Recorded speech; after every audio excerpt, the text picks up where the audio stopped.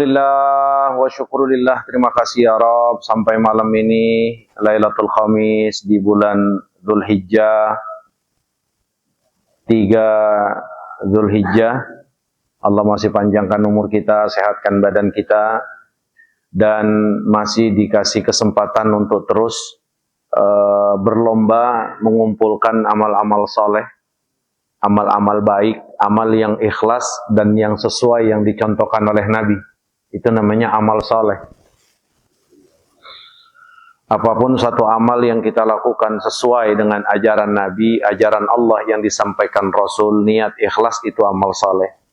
Kalau amal tersebut kita bisa lakukan fi awailil asri min Dzulhijjah, 10 pertama di bulan Dzulhijjah, maka amal tersebut kata Nabi kita lebih baik, lebih afdal, lebih paling dicintai di sisi Allah daripada jihad di jalan Allah. Inilah kelebihan yang Allah berikan kepada kita umat Sayyidina Muhammad. Setiap tahunnya ada 10 malam terakhir yang Allah hanya berikan kepada kita, yaitu malam Lailatul Qadar, malam semuanya.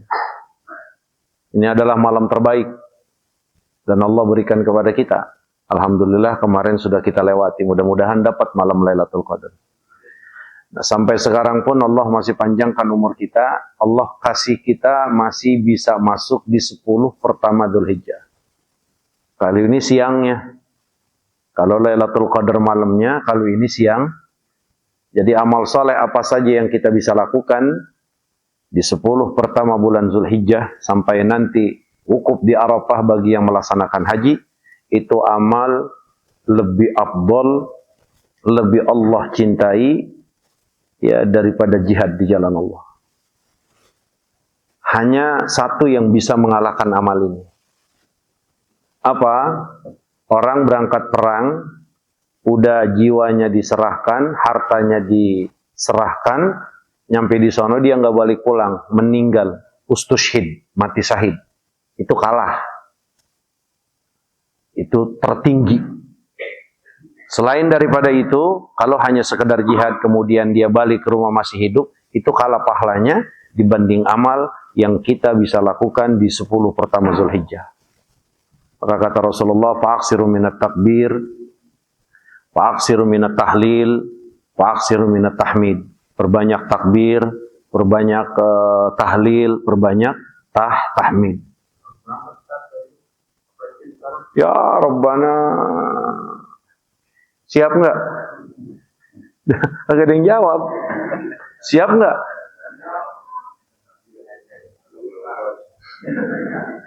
Guru buat ngopi aja susah, guru ini bagaimana? Pasti begitu kan? Ya kalau belum bisa berangkat ke sana, minimal nyumbangnya setiap malam Kamis walaupun 1.000 perak, paksain. Elok 1.000 nggak punya lebihan dikit. 1.000 perak setiap malam Kamis mampu nggak? Nggak apa-apa, diterima 1.000 perak. Itu 1.000, 2.000 sampai 5.000. Mudah-mudahan ya Allah ya Rabb, Allah terima amal ibadah kita. Allah terus terima, Allah terima. Allahumma taqabbal minna innaka antas sami'ul alim. Ya, mudah-mudahan Allah terima. Amin ya Allah ya Rabbal. Sallallahu ala sayyidina Muhammad wa ala ali sayyidina Muhammad. Ya Allah, apa ini kuenya malam ini? Pisang. Kue pisang. Oh. Sekali-kali risol lah, risol lontong. Gitu.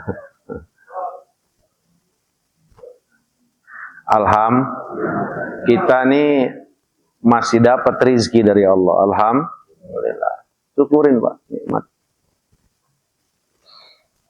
Yang paling susah tapi taat sama Allah, yang paling miskin tapi sabar taat sama Allah, sama ajaran Rasulullah, paling pertama masuk surganya. Ingetin tuh, yang paling miskin, paling susah taat sama Allah, ngikutin Rasulullah, paling cepat, paling pertama masuk surganya. Tuh. Jadi kalau keadaan kita sampai malam ini rasanya ya Allah susah amat. Hidup romannya payah. Asal ngelihat tetangga pulang dari mana-mana, P3 karung dia tenteng. Kita mau boro-boro nenteng karung. Plastik hitam juga itu kalau lagi ada orang yang undang tahlil.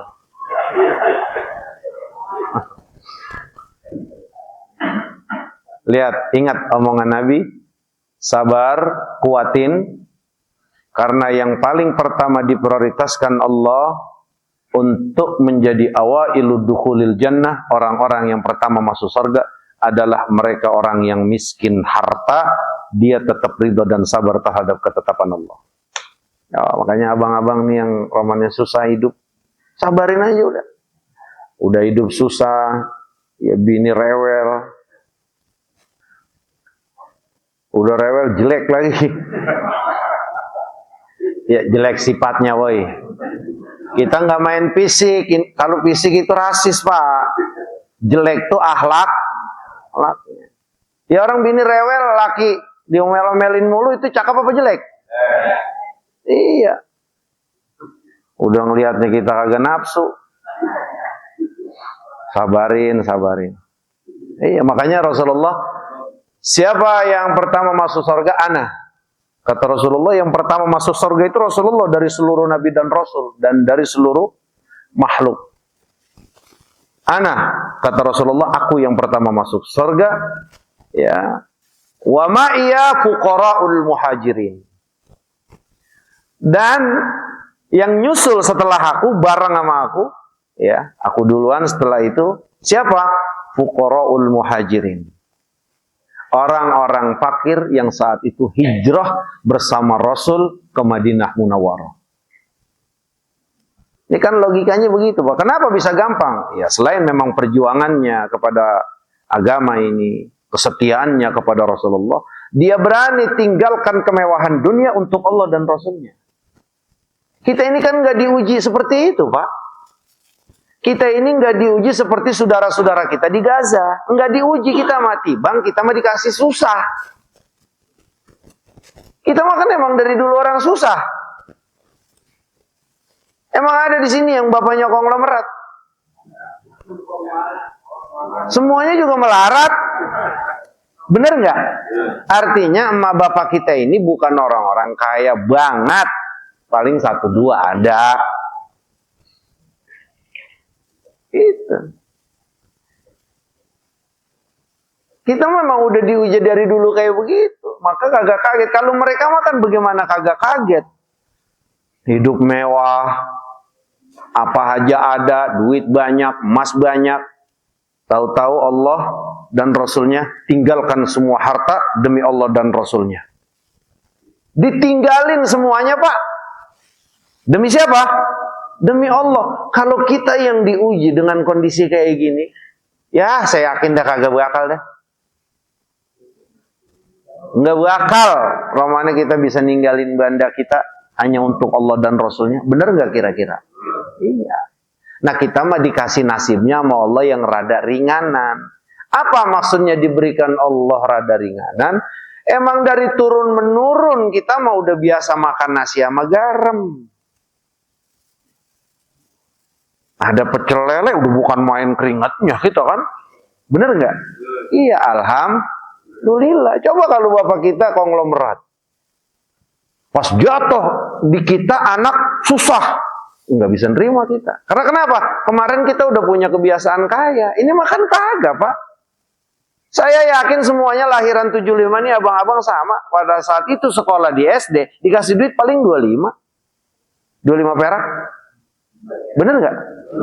Yang kayaan dikit cep, nggak ada pada saat itu pakai 1.000, pakai 10.000 nggak ada. Kecuali anak konglomerat. Maknanya apa? Maknanya kita memang Allah sudah ciptakan turun menurun kita bisa menerima kesusahan.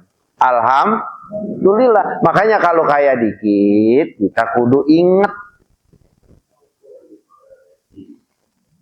Gitu. Makanya alhamdulillah, biarin Pak, sabarin aja, nggak lama juga mati. Asal udah mati selam, yang penting matinya husnul.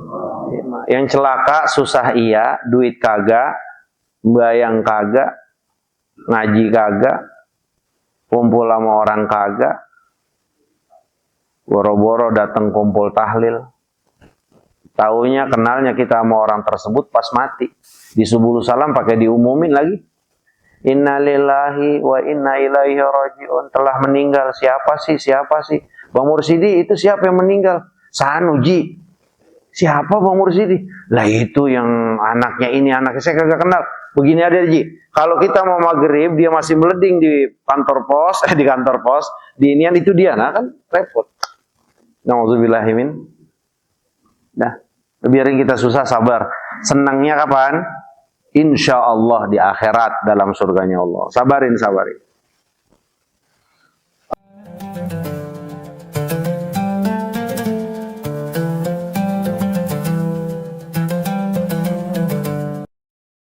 Meneruskan pengajian kita Fathur Rabbani wal Faidur Rahmani li Syekh Abdul Qadir Jailani rahimahullahu taala.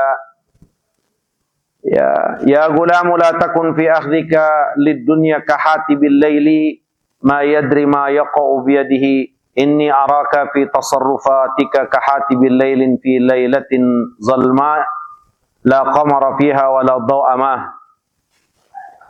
Nah, terakhir nasihat yang Syekh Abdul Qadir Jailani rahimahullahu taala wa adama naf'a bi barakati ulumihi fid darain, yang dinasihati untuk kita bahwa Allah ini ala kulli syai'in qadir. Ini yang harus kita yakini, bahwa Allah kita ini maha kuasa atas tiap-tiap sesuatu.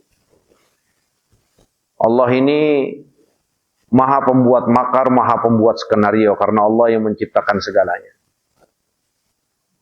Allah punya kemampuan, ya, dan kemampuan ini udah nggak ada yang bisa melebihi segala-galanya. Wa huwa ala kulli syai'in, dan Allah maha mampu untuk menciptakan itu, menentukan itu. Nah, nasihat sedikit kita ulas bahwa Allah maha kuasa, maha mampu untuk menghinakan seseorang secepat mungkin. Ada kalanya Allah hinakan orang tersebut dengan penyakit. Ya, maka ini hati-hati buat kita yang kadang-kadang sombongnya kayak Fir'aun. Hati-hati buat kita manusia yang sombongnya kadang-kadang melebihi Qarun. Hati-hati buat kita manusia-manusia yang sombongnya kadang-kadang seakan-akan dia adalah penggerak penentu dari segala kehidupan. Lihat aja, kalau penguasa kan bahasanya seperti itu, Pak. Pada saat dia sudah ngerasa, saya ini punya kedudukan, saya ini punya harta, saya ini punya hubungan, saya ini punya ini. Itu kadang-kadang manusia ya ngakunya itu udah Tuhan. Ya. Jadi cerita Fir'aun yang Allah muat di dalam Al-Quran, cerita ini akan terus berulang. Hanya beda peran. Hanya beda manusianya. Dan itu sampai hari kiamat. Kehancurannya pun sama, Allah akan siapkan nanti. Dengan cerita-cerita kehancuran yang Allah pernah berikan kepada manusia-manusia durjana yang ada dalam kehidupan ini. Maka kenapa Fir'aun bisa mengaku Tuhan? Iya, karena dia sudah punya kedudukan. Dia sudah punya harta. Dia sudah punya hubungan. Dia sudah punya media. Dia punya kekuasaan, punya orang kepercayaan, punya media, punya apa saja sudah. Apa yang nggak bisa dikondisikan oleh Firaun? Maka dia bilang, saya adalah Tuhan kalian yang paling tinggi. Nah, ngaku dari mulutnya mungkin sudah hampir nggak ada sekarang. Tapi rasa itu akan besar pada siapapun yang Allah berikan amanat ini.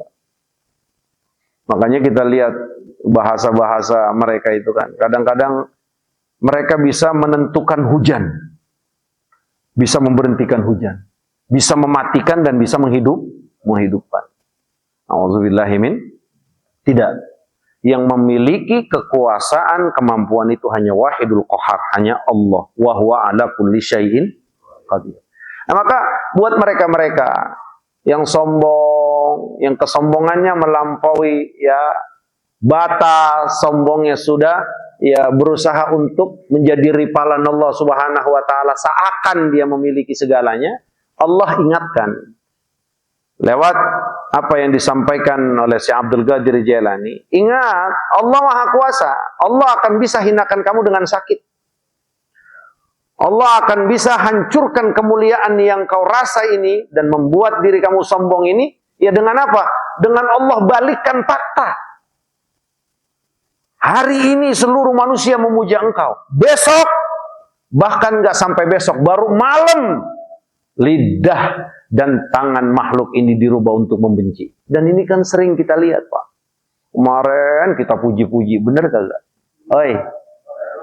Wah, kalau dia bukan main, orang kampung jujur banget.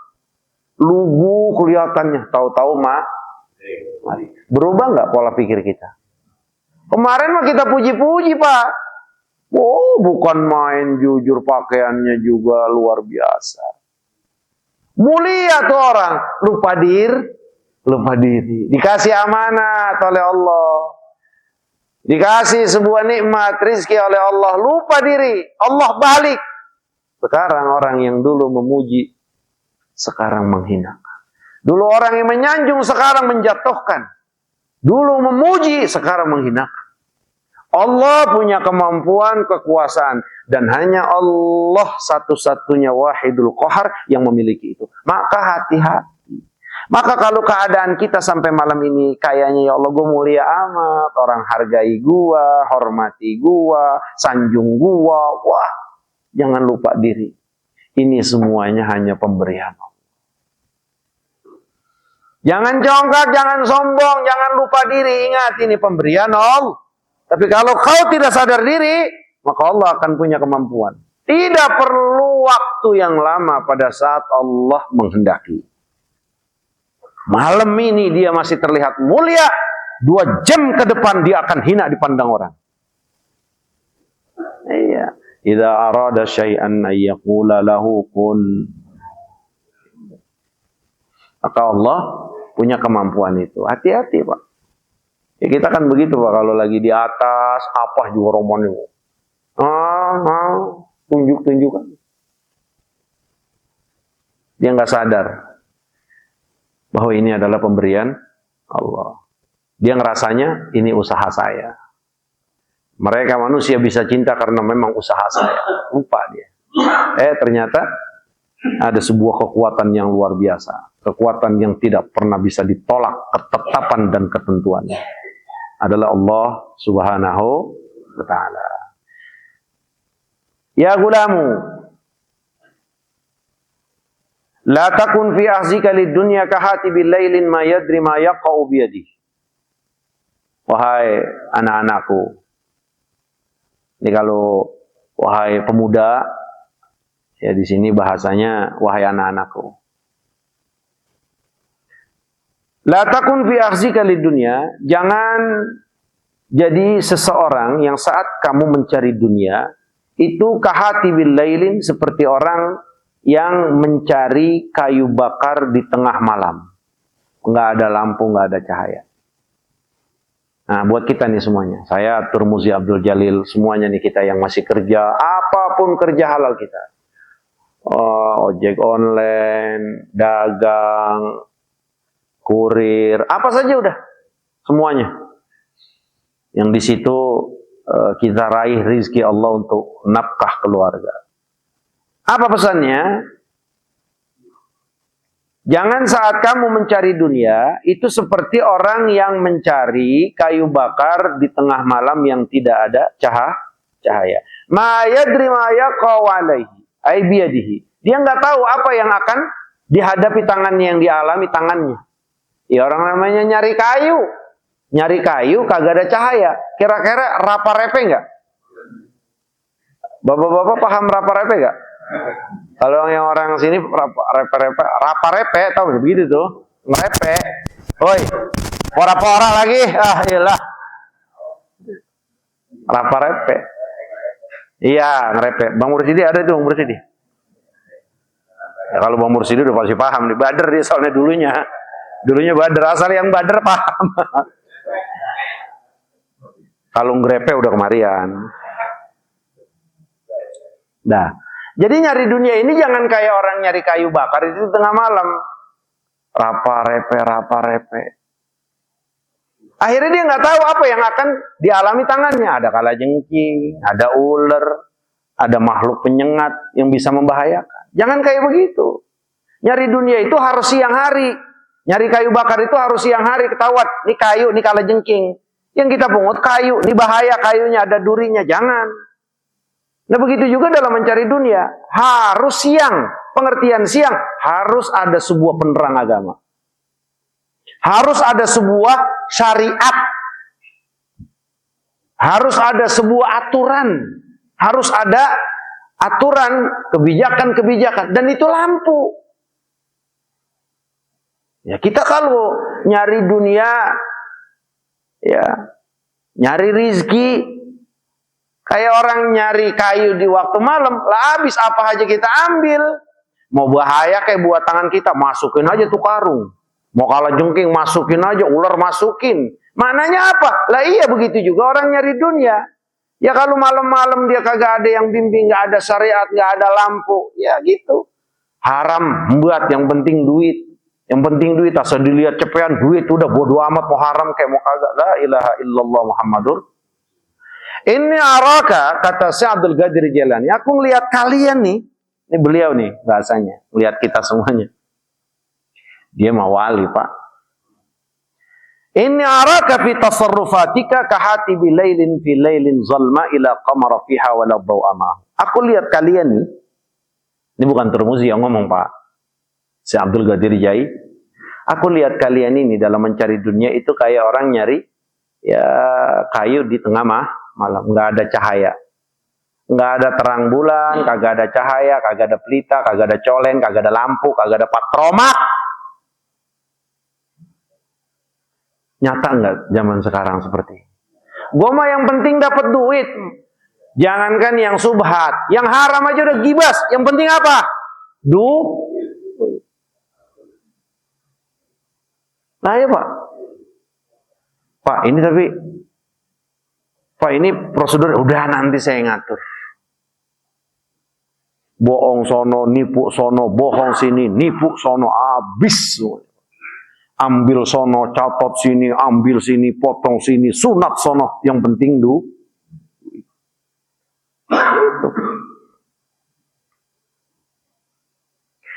Wahwa ramlatin kathiratid dagli wal hasaratil qatilati fayushiku ayyuktalahu syai'un minha alaika ya wahwa fi ramlah, dia itu pasir kan gitu, terus juga banyak bahaya, banyak juga kalajengking, ada ular yang pastinya itu akan bisa membunuh. Itu Pak. Makanya kita nyari dunia biar ada aturan main.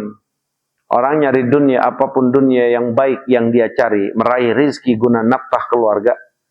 Kalau kita mau selamat, pakai bimbingan agama. Dan bimbingan agama ini tidak cukup.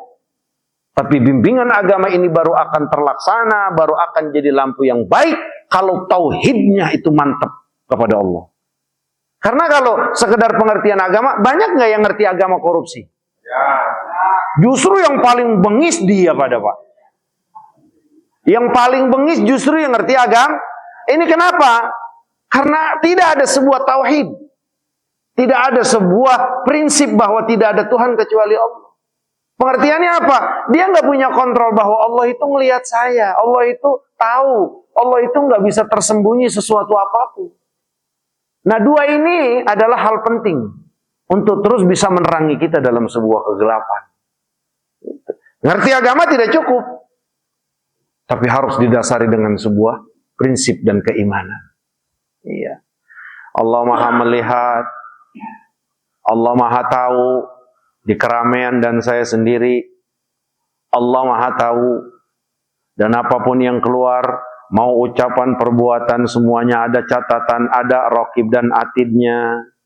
Allah Maha tahu apa yang saya ucapkan, apa yang zahir, dan Allah Maha tahu apa yang tersembunyi di dada. Ini harus mantap dulu. Nah ini udah mantap, nah nanti bimbingannya syariah. Gimana caranya supaya kerja kita baik? Oh iya, ini kerja, ini yang halal. Kalau ini udah nggak halal buat kita. Nah, dua ini adalah lampu yang akan bisa menerangi kita. Kalau nggak ada dua ini hancur, Pak. Apapun aktivitas kerja kita, pasti di situ ada duit haram yang masuk ke kita. Jujur aja, Pak. Nah, kerja kita apa aja? Makanya kerja apa aja? Kerja bangunan sama. Jujur aja. Apa yang bersihin AC aja, Pak, curang. Tukang bersihin AC. Itu kan kerja ya. Alasannya preon lah, apa preon. Tapi kalau yang jujur mah tetap Allah jaga.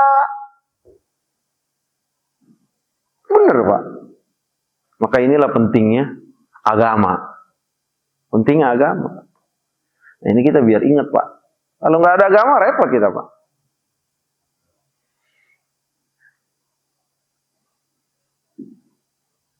Alaika bil ihtitab naharan fa inna daw'a syamsi yamna'uka an ta'khuza ma yadurruk. Kata si Abdul Qadir Jailani, hendaklah kalau mau nyari kayu siang. Karena kenapa? Cahaya matahari ini akan menjaga kamu, menghalangi kamu untuk tidak mengambil sesuatu yang membahayakan kamu. Cahaya matahari ini sebuah perumpamaan pengertian agama. Ngojek kita, lihat aplikasi, tak dapat. Udah, kita sesuai aplikasi. Ibu bayarnya segini, Bu. Nggak ada kita utak-atik. Segini. Nggak ada alasan apa-apa. Segini. Kita profesional segini. Lo mau dapat gede nggak?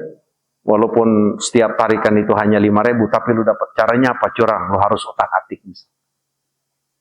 Mikir dah iya. Bini gue lagi bunting, mau lahiran, ini. Kan begitu kan? Ya kadang-kadang kalau untuk orang-orang sekelas kita kan kayak begitu. Artinya kita berani melakukan haram karena kenapa? Karena kondisi. Tapi kalau hal ini dibiasakan, lama-lama jadi rakus. Kalau udah jadi rakus, itulah mental-mental koruptor. Udah kaya mereka, tapi tetap kurang. Rumahnya udah miliaran, mobilnya udah berapa, usahanya udah berapa, tapi tetap korupsi. Bukan karena kebutuhan, bukan karena kondisi, karena rakus. Makanya nggak bisa selamat kita dalam kehidupan ini, kecuali memang kita dibimbing oleh agama. Itulah cahaya matahari. Maka kalau kita nyari kayunya di siang hari, aman kita. Oh, ini kayu yang bisa dijual, ini kayu yang bisa laku, ini kayu yang bagus, ini kayu walaupun bagus tapi banyak durinya membahayain saya. Bisa pala pil, tapi kalau malam apa aja dimasukin. Begitu juga orang nyari dunia tanpa didikan agama, arahan agama, tanpa penerangan dari agama, itu kayak orang nyari kayu malam, apa aja diambil. Ini subhat diambil, ini haram diambil, ini punya orang diambil, ini zalim diambil, ini punya rakyat diambil.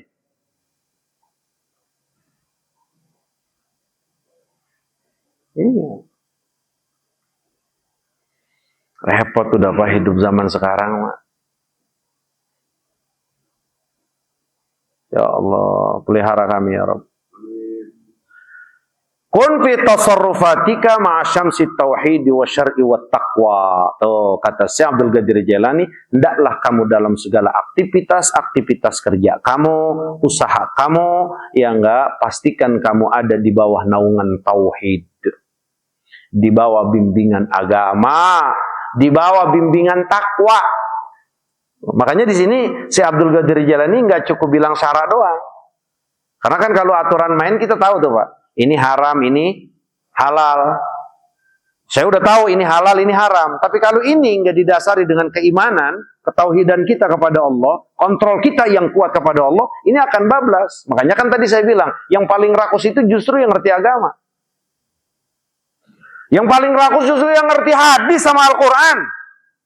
Nah, lihat aja di Republik kita. Yang rakus siapa, Pak?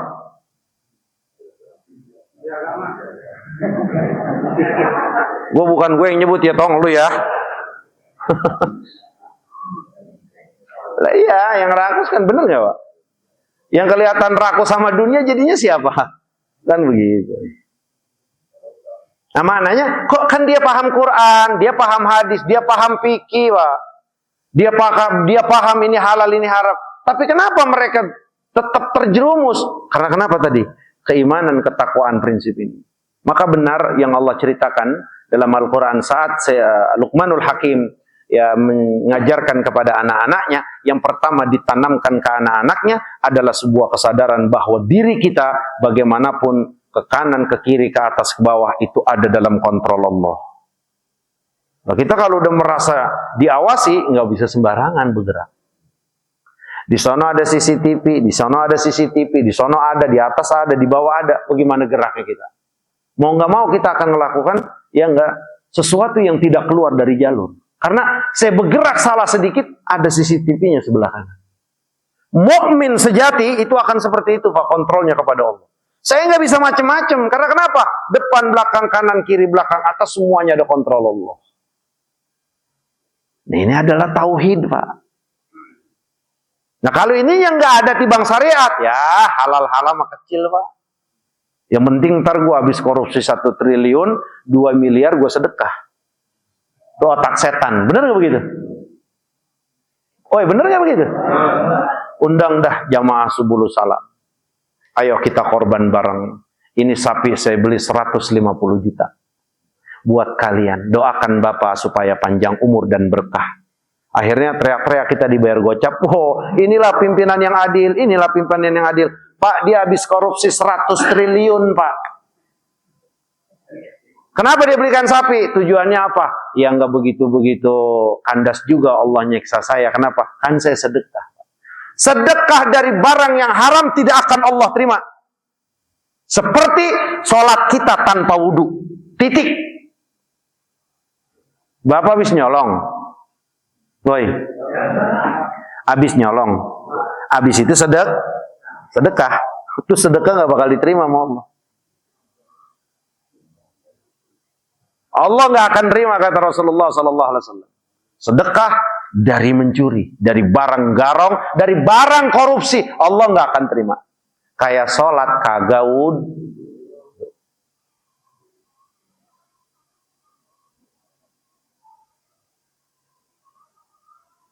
Kalau lagi ngomongin begini kita rada nyesel jadi orang kaya, Pak. Oi. Ada yang di belakang orang udah pengen buat kaya kali ya. Agak saya mah kalau kaya kagak bakal nyesel kan. Nyesel mah kagak ada yang di sini, Pak. Nyesel kagak ada yang di sini. Nyeselnya nyesel mah nggak ada yang di sini. Kalau ada orang diberikan nyesel di dunia terhadap dosa yang dilakukan, maka Allah sayang sama dia.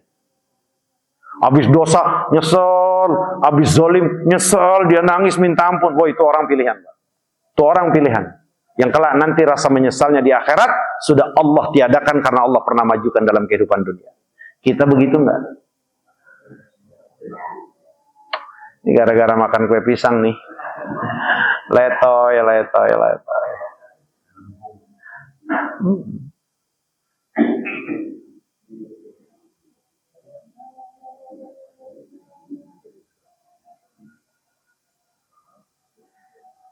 Ma'asyam si tauhid, wasyara agama, wattaqwa, ketakwaan. Iya, Pak. Kita kan berani ngelakuin maksiat, Pak. Itu saat kontrol kita kepada Allah rendah. Futur istilahnya. Drop. Tapi kalau memang kita lagi mantep, ya Allah, dimanapun aku engkau ngeliat. Itu biasanya takut, Pak, kita ngelakuin kemaksiatan. Itu nggak antum, nggak ana sama. Kalau lagi mantep, Pak, kita ngelihat handphone. Ada berapa orang pun yang WhatsApp, kita nggak peduli. Saya takut sama Allah. Tapi kalau lagi putur, kagak ada yang WhatsApp juga kita WhatsApp duluan, Pak. Maknanya apa? Begitu juga maksiat kepada Allah. Ya Allah. Makanya kontrol ini yang penting. Nah, makanya Allah udah kasih agama kepada kita. Udah kasih syariat, udah kasih tahu hukum. Bapak-bapak, abang-abang, ibu-ibu, ini haram ya, ini halal. Ini boleh, ini nggak boleh. Ini dianjurkan, dibolehkan agama Allah dan Rasulnya, ini dilarang. Udah syariat. Ini bisa terlaksana kalau ada sebuah dasaran yang nggak kekuatan iman kita, kontrol kita. Ini kalau gua ambil yang haram, bener sih, nggak ada yang tahu. Diputar otak lagi, tapi kan korupsi. Wah, bagaimana? Allah udah diakalin, sekarang ngakalin orang. Ini kalau gua langsung masukin ke rekening, ketahuan. Dah, gua suruh aja dah anak-anak gua pada belanja kayak kemana. Oh, kayaknya ini aman semuanya, kan begitu. Padahal dia tahu ini haram, Pak. Kalau kagak haram, dia kagak bakal diem-diem. Berarti kan dia tahu agamanya, tahu pengertian agama, tahu bimbingan agama, tapi syariat nggak akan jadi apa-apa, Pak. Kalau tanpa didasari dengan sebuah kontrol yang baik. Tapi kalau saat kita kontrol, dia mau di mana, mau bagaimana, juga Allah ngeliatin aja. Ya Allah, ada malaikatnya, ada munkar, ada nakir, ada raqib, ada atid. Gitu. Makanya ihsan itu Rasulullah sampaikan, anta budallaha ka'annaka tarahu fa illam takun tarahu fa innahu yaraka. Kontrol yang pertama, dan ini tertinggi level seorang hamba kepada Allah, saat kita bisa melihat Allah. Ini melihat bukan zat ya, melihat bukan dengan mata ini di dunia. Tapi apa kontrol kita? Allah udah selalu di hadapan kita.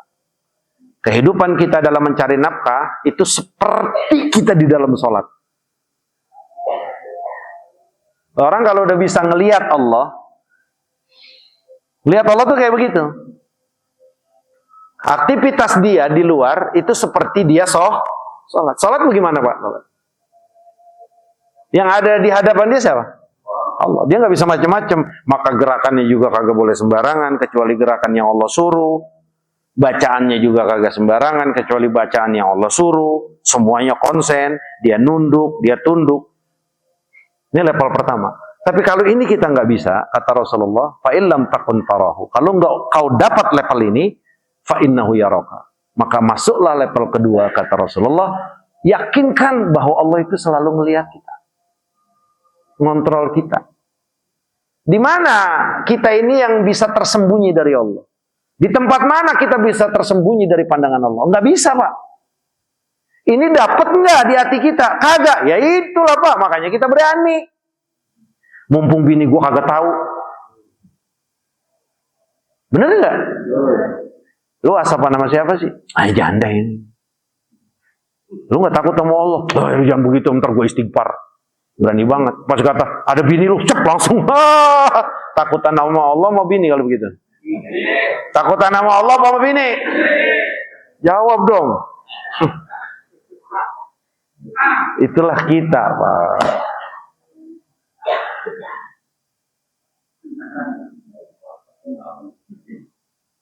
Ya kita takutan sama. Kalau kita takut sama Allah apa? Ya Allah, marzuqna khaufak ya Rabb. Berikan kami rezeki takut kepada Engkau ya Allah. Itu paling mahal, Pak. Paling mahal. Maka Sayyidina Yusuf alaihi salam, dan Allah tolong Sayyidina Yusuf itu, Pak, masuk kamar di masuk buka pintu di kamar, emang berdua-dua, Pak. Tuh ceweknya cantiknya bukan main. Sayyidina Yusuf masih muda, manusia. Kalau aja kontrolnya ini kagak ada, ya bunting. Ini model siapa di sini ya? Bener nggak kira-kira, Pak? Enggak, begini aja deh, Bang. Ngukurnya kita dah. Ini yang masih muda-muda, kalau yang bapak-bapak mohon maaf. Yang muda-muda dah, mulai dari Bang Imam, Pak RT, Mas Imam masih muda-muda. Masuk di satu kamar, sudah dipastikan aman. Karena kebetulannya anak pejabat, bisa dikondisikan. Terus nih ceweknya cantik. Bukan kita yang kegatelan, dia yang maksa. Kira-kira mau apa nolak? Mau apa nolak? Otak ngeras. Udah masih mau. Tanya balik dong.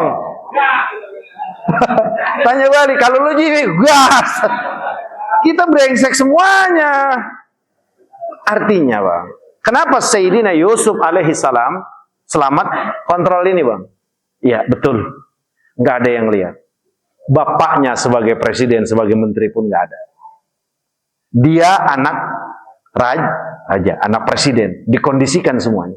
Siapa yang berani macam-macam ngadu? Lihat kan, benar nggak? Aduh, udah aman banget kata Sayyidina Yusuf. Dan saat itu sebagai manusiawi, Sayyidina Yusuf itu pengen. Tapi kontrol ini kuat, sehingga kontrol ini yang lebih berlaku. Maka apa kata Sayyidina Sulaiman, kata Sayyidina Yusuf dalam Al-Quran yang Allah ungkapkan, kalau bukan cahaya Allah, aku akan mau. Aku akan terjadi perbuatan itu. Karena ada cahaya Allah, pada saat itu dihalangi oleh Allah Subhanahu wa taala, selamat dari yang namanya perzina, tapi tetap difitnah kan konsekuensinya. Ya coba kalau model kita dihadapin kayak begitu.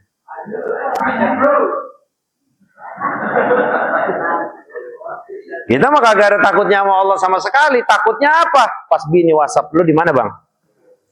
Lah gue udah Bang Imam ini. Bohong, coba video call. Ntar video call sinyalnya, video call. Takut banget kita sama Allah kagak takut, sama bini takut bang. Maka kita ini nanti akan dikumpulkan di akhirat bersama orang yang kita cintai. Siapa yang kita cintai? Istri. Nggak bakal nyelamatin kita bini pak di akhirat. Makanya jangan takut-takut sama bini pak.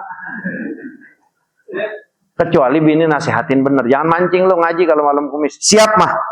Takut, cakep takutnya. Takut apa? Takut sama dia karena dia mempertahankan perintah Allah.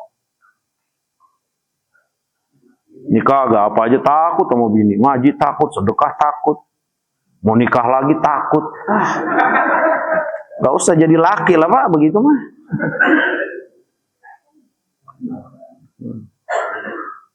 Kira-kira paham? Ya Allah. Tamnauka 'anil wuqufi sabakatil hawa wan nafs wasyaitan wasyirki bil khalqi. Ya. Fa inna hadhihi asy-syamsa tamnauka 'anil wuqufi sabakatil hawa wan nafsi wasyaitani wasyirki bil khalqi. Wallahu ta'ala a'lamu bisawab. Subhanakallahumma wa bihamdika asyhadu an la ilaha illa anta astaghfiruka wa atubu ilaik. Wa sallallahu ala sayyidina Muhammadin wa ala alihi wa sahbihi wa sallam. Walhamdulillahi rabbil